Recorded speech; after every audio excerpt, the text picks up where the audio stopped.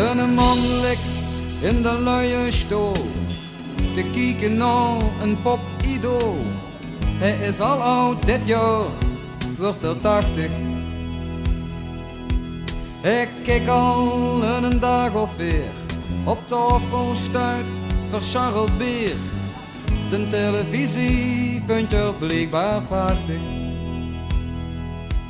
Na het laatste nieuws en de reclame blijft een televisie aan.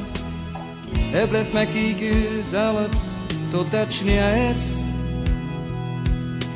En dan nog dan hield er Paul. Dat kastje kijken is een kwal. Hij volgt alles van Daktari tot Dallas. Als 's morgens vroeg het testbeeld komt, zit er alweer klaar. Al is dat niet echt spannend, dat is groot gebezwaar.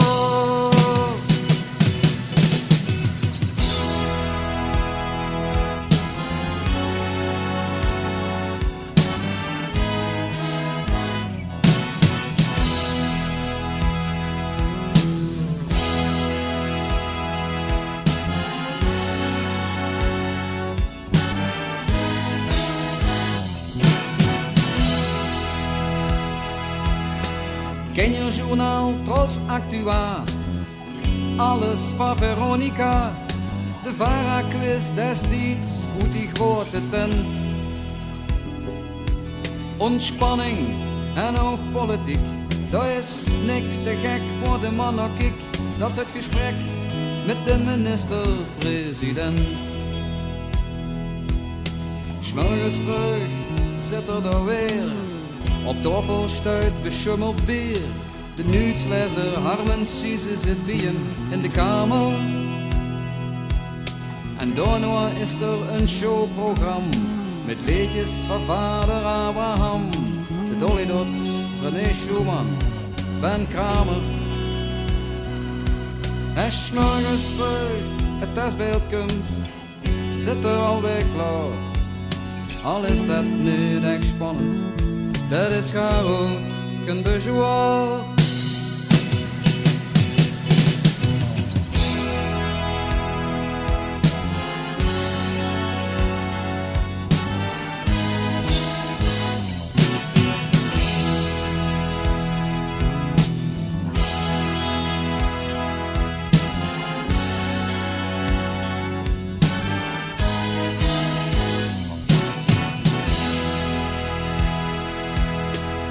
Reclamespot van Chocomel.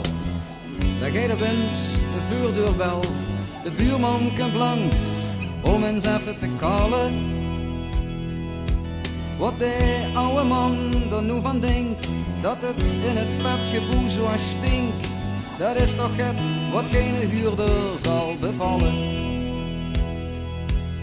Maar de voordeur blijft hermetisch toe. De buurman denkt, ja vrek, wat moet ik nu?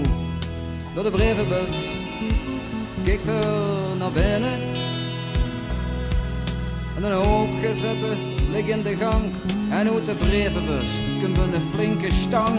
Ik denk het is beter de politie met de bellen.